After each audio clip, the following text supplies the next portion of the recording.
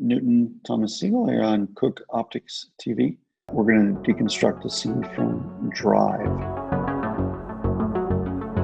When I did Superman, it was like the first Genesis movie, and so I had that experience. And then I did a little movie called Towelhead for Alan Ball after that with the Genesis. And then went back to shooting film. And, I thought, well, it was interesting. I learned a lot about digital cinematography, but my next 4 movies, I think, were all done on film.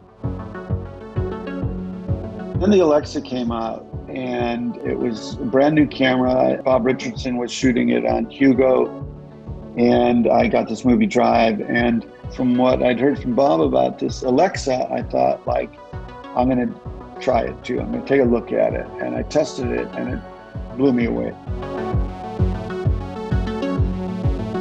The Alexa was really the camera that made my, firm commitment to celluloid become less firm, let's say, where I was like, oh my God, this is a world I need to explore. I knew I wanted to celebrate this sort of gritty, neon, street light world of downtown LA. I tried to design the film to utilize the urban lighting as much as I could.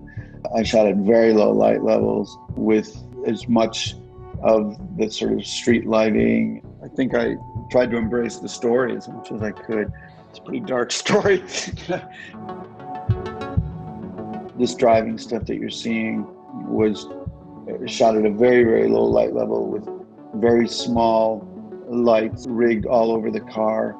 And my gaffer in a vehicle behind the car on a headset with me, where I could direct him in terms of turn off number 3, turn on number 5, crossfade to number 8.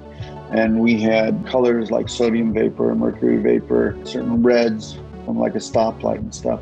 And I remember at one point literally stopping at a stoplight. Ryan was free driving. I was in the front seat with him, and I could see the color of the stoplight changed from red to green on his face. I was like, oh my God, he's lit by a stoplight. It was insane.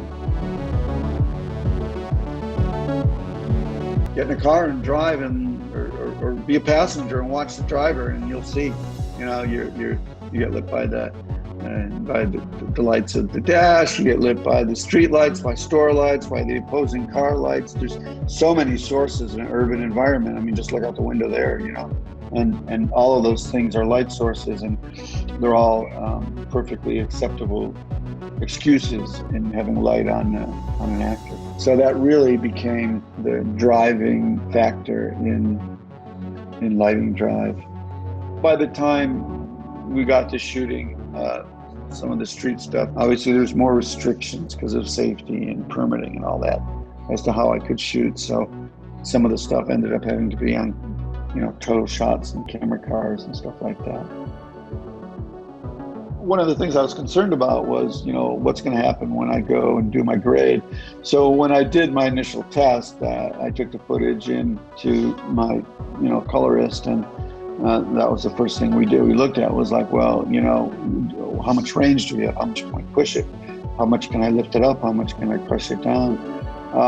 And that's when I really got the confidence to shoot the movie the way I did, because, I had this extraordinary range. I had Cooke S4s, which is what I wanted to use for the body of the lens. And then I had a set of master primes because I thought, well, when I go out and I do this driving stuff, I'm going to need to shoot it at 1.3.